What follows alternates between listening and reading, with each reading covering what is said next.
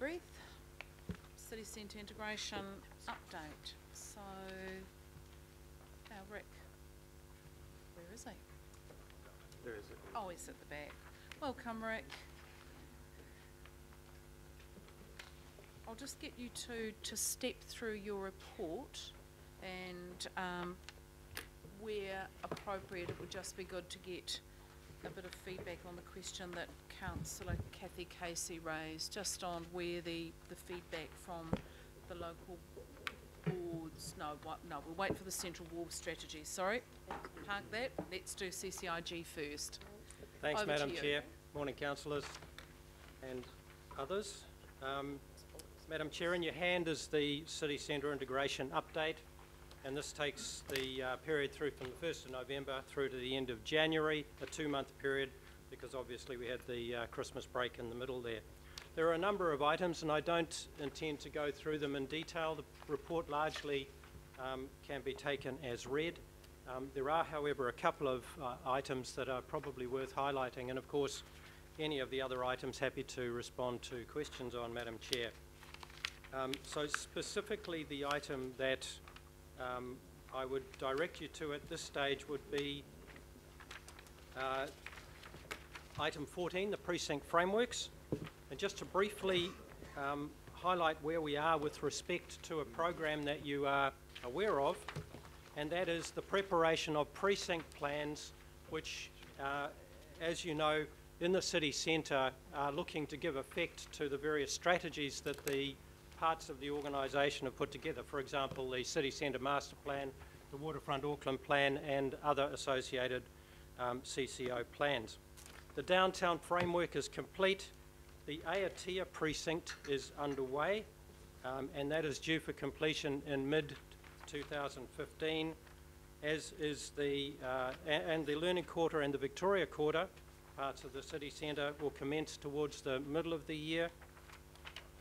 We've introduced a new precinct, which is the Key Park area, and that is the area that includes Key Street, Grafton Gully, that whole interchange area. And it has been clear for some time that to have a framework around how we need to address that area is important, and that as well will start. It says here early 2015. We're looking to commence that work in March. And also there's a piece of work underway which is the City Centre Transport Precinct Framework. So Madam Chair, that's just an update on where we are with the frameworks. The next item on the agenda is, in the report, is item 15, which is the downtown public space, Queen Elizabeth Square. And this is a report back following other reports that we've presented to this committee in response to a couple of issues that you wanted to have further clarification around. And I have on my left here Tim Watts, who will take us through the two items or the two significant issues where there were requests from councillors for further information. Madam Chair, just point out this is for information. There is no need for a resolution around these items. Tim. Thanks, Tim. Thank you, Rick. Good morning, everyone. Actually, the first item listed pertains to work that ACPL have been leading. You see that Clive Fuhr has entered the room, so perhaps, Clive, you could talk to that particular item. Welcome, Clive. Fit you all in up there.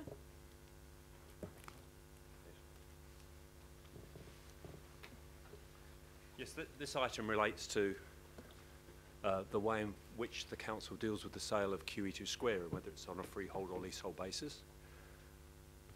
And I think in the context, it's in terms of, to give you the overall picture, in terms of the Auckland transport arrangements with precinct properties, in terms of the construction of the tunnels under the downtown shopping centre site, the part of the way in which of compensating precinct for the loss of the space, the land area under the downtown shopping centre, is to enable them through a subsoil licence to build car parks under QE2 Square. So in this instance, we're talking about whether it's appropriate. So and then the But the overall concept is for the QE2 square to be sold to precinct to allow the development to cover the current square. So given that there'll be precinct controlled parking underneath the square, the concept of a leasehold slice on the development doesn't really make much sense in terms of the viability of owning a leasehold, and it certainly is a clumsy structuring of ownership for precinct. So, and furthermore, the council will achieve the highest value in terms of having funds to replace the open space from a freehold sale. So I think all the officers' analysis was that a freehold sale was by far the best position for the council, and actually is a far more acceptable proposition for precinct as well, and that's the basis on which the development agreement's been progressed. Okay. So let's just, again, we're not required to make a decision on this today. We had asked for the difference between freehold and leasehold to come back to us for comment. Okay, we'll let people process that. Councillor Walker? Yeah, I've got a question that doesn't go to you directly, Clive, probably more to Rick Walden, and that's around the various issues that we're dealing with or are being reported here, and that includes in part the Central Wharves strategy. Quite obviously the City Centre Integration Group considers transport matters. The concern that I've got is we now know that light rail is on the table. Highly likely that we could be having light rail up Queen Street, that's my understanding. That changes the relationship between obviously light rail, pedestrian movements and the like quite significantly, especially in the vicinity of Britomart, QE2 Square. We've got a Central Wharves strategy that I'd suggest there are going to be some pretty significant questions on later today. And that Central Wharves strategy is around this trade-off between QE2 Square and some public space, but there are some unknowns around that. I continue to have a question around how these spaces are going to work, given the huge number of pedestrian movements we're going to have in that wharf space, Britomart space, associated with movements around ferries, light rail, buses, trains, retail activity, tourist activity, ferries. And I still haven't really had any information around what public space is going to be available for people to sit and do things when everything's going to be crisscrossed with massive numbers of pedestrians. So in the light of those considerations, are we really in a position to consider selling off QE2 Square? And when I say that, I'm talking about the surface part, the public space. So, Councillor, I'm just going to give everyone a moment to collect their thoughts. The only question that we're dealing with at this stage, while we've got Clive, is simply his feedback on the leasehold versus freehold issue. So yours, you've gone off into a much wider sort of orbit, really. So it follows on, though. It does, and I'm sure we will get to that, but at the moment we're just going to focus on the issues pertinent to that while we've got Clive here. So just hold your discussion for the wider issue. Councillor Lee. Yes, Madam Chair, I find the arguments against leasehold and for the public rather unconvincing, and Section 24, for example, and the officers tell us if the QE Square site is offered to precinct property on a leasehold basis, it would create an anomaly in tenure across the PPNZL overall block. In other words, there'd be a little bit of Auckland owned by the public of Auckland instead of owned by Abu Dhabi. I don't think that's a very convincing argument for lease or against lease.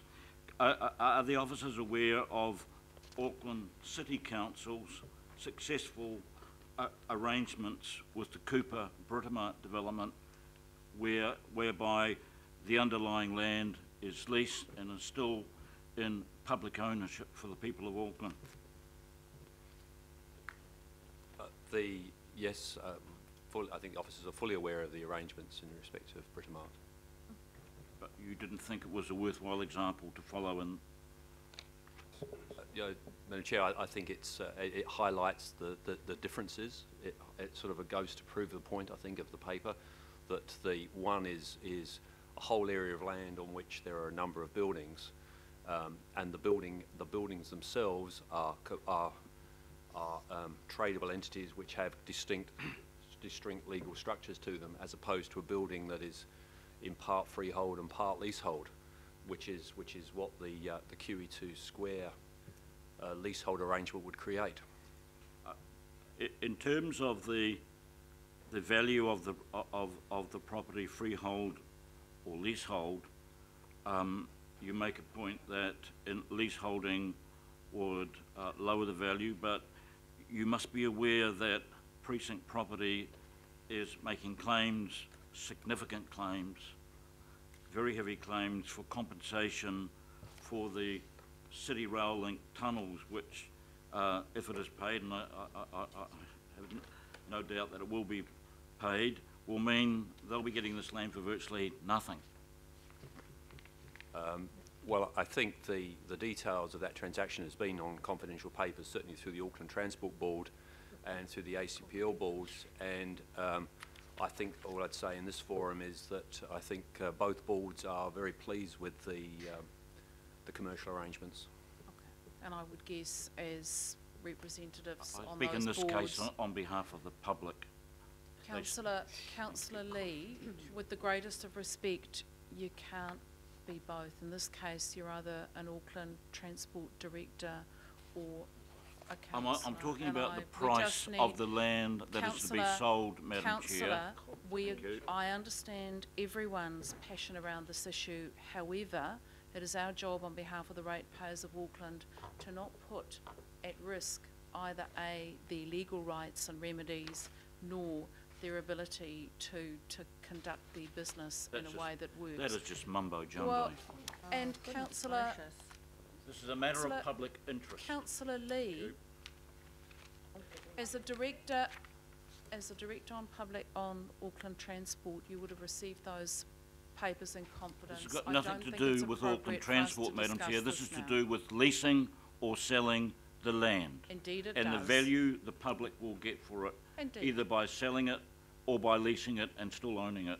Exactly, and that's the point that we're discussing. So, I go back to the speaking order. Councillor Casey. I have a question around the same paragraph as my colleague Councillor Lee's. The last sentence, could you please explain it to me? The sentence reads, "The terminating nature of the tenure may also restrict the next generation of development on the block." Can you just tell me what that's about? Well, because if you create a leasehold, so ground leases can be structured a number of ways. You can have it's going to have a duration, it's a time frame, unless it's in perpetuity. So it's unlikely to be a forever lease if you enter into a lease. So typically some of the waterfront Auckland leases are 120 years. At some point that lease expires. So you have a lease expiring within the middle of a freehold development. It's very hard to take possession of a floor of a shopping centre. And it's also, as you get nearer to termination with uncertainty of the tenure, if there's redevelopment of the site in 100 years' time or 110 years' time, how do you deal with the fact that you'll potentially lose part of that land in 10 years' time? So it becomes one of the well-documented problems of terminating leases is that you can cause blight in the last 20 or 30 years of an asset's life because there's uncertainty about reinvestment. So it just creates if you like, an unnecessary impediment probably that's of very little benefit to either party. Okay. Councillor Brewer. Thank you, Madam Chair. My question focuses on point 40 of page 23, the Key Street streetscape upgrade. Rick, we note here that project funding is not included in the basic transport program incorporated in the LTP and is included with the 2015 commencement in the alternative Auckland Plan transport network program. I was under the understanding, and I'm sure some of my colleagues were, that the funding of Key Street would not fall with a petrol tax, an increase with rates, or a toll, as is what is indicated there under the Auckland Plan Transport Program, but rather that we would look at existing revenue that's already gained through the CBD targeted rate, which is set to garner another 200 million in the next 10 years, and we would work with the CBD advisory group. I remember distinctively in Albert Street people telling me, councillors and officers, to calm down. It was not my ratepayers that would be paying for the Key Street Boulevard redevelopment. It was going to be the CBD ratepayers through their targeted rate, and the CBD advisory board was certainly interested in exploring that further. So I suppose I'm interested to see that it's now going to be part of many projects that comes out of tolling or a fuel tax or extra general rates, when most people would have thought, would have been promised and are anticipating that paying tolls on the southern motorway or a petrol tax will get them better public transport, more roads, more bus interchanges, more ferry services, and not about beautifying Key Street. So I just need to understand why that has changed when we were promised that it would be self-funding within the CBD commercial rates.